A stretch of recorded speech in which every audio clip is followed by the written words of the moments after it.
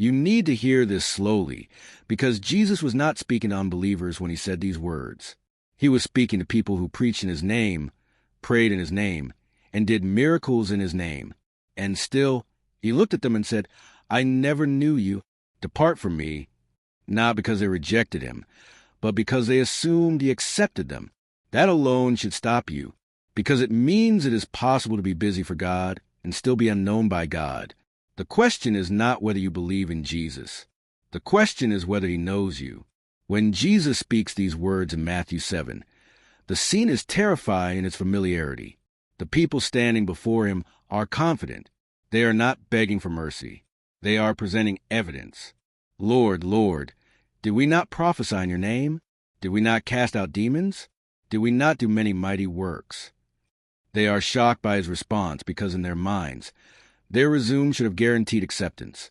And that is where most people misunderstand this passage. They think Jesus is rejecting people for not doing enough. In reality, he is rejecting people who trusted what they did instead of who they knew. Here is a shocking truth that disrupts a common belief. Jesus never says, you didn't do enough for me. He says, I never knew you. Not, I knew you once and you walk away. Never. There was activity, but no intimacy. There was ministry, but no relationship. There was language about God, but no life surrendered to God. These people didn't lack religion. They lacked obedience flowing from love. In Scripture, the word knew is not about information. Jesus is not saying he forgot their names. To know in biblical language means relational closeness, shared life, covenant intimacy.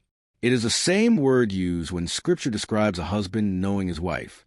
Jesus is saying, you never walked with me. You never yielded to me. You never allowed me to rule you. They knew about him.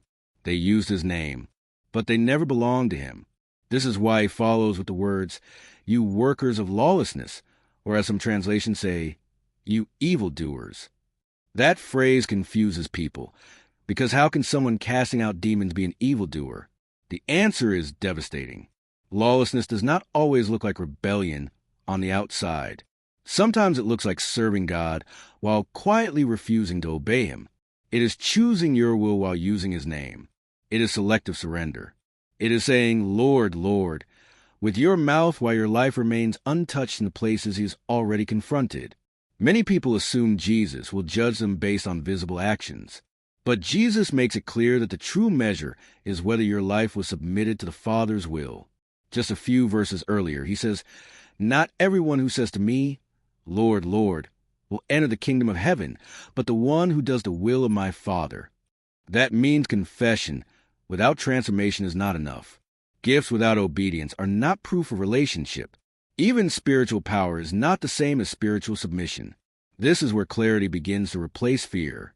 Jesus is not describing people who stumbled, struggled, or failed and repented. He is describing people who never repented. People who built their identity on performance instead of dependence. People who wanted authority without surrender. They used God, but they never followed him. So, how do you prevent Jesus from ever saying those words to you? The answer is not to do more. It is to surrender deeper. The foundation Jesus points to later in the chapter is obedience rooted in relationship. Everyone who hears these words of mine and does them is like a wise man who built his house on the rock. The storm did not reveal the house. It revealed the foundation. Judgment Day will not reveal who talked about Jesus. It will reveal who lived under his lordship. This means salvation is not about perfection, but direction. It is not about never failing, but always returning. A person who is known by Jesus is not someone who never sins, but someone who cannot stay comfortable in sin. Someone who listens when the Spirit convicts. Someone who obeys even when obedience costs them something. Someone whose private life matches their public language. The good news is this. Jesus is not eager to say, depart from me. He is warning you now, so you never hear it later. These words are not written to terrify sincere believers, but to awaken self-deceived ones. If you feel conviction, that is not rejection. That is mercy. The very fact that this verse troubles you may be evidence that your heart is still tender. The invitation of the gospel is not do impressive things for God. It is follow me Walk with him. Abide in him. Let his words correct you. Let his spirit lead you. Let his authority reach the parts of your life no one else sees. Relationship always precedes fruit. When you are known by him, obedience flows naturally, not mechanically. Jesus ends this warning with silence. He does not explain how the rejected respond. He does not describe their expressions. He leaves a gap that forces the listener to examine themselves.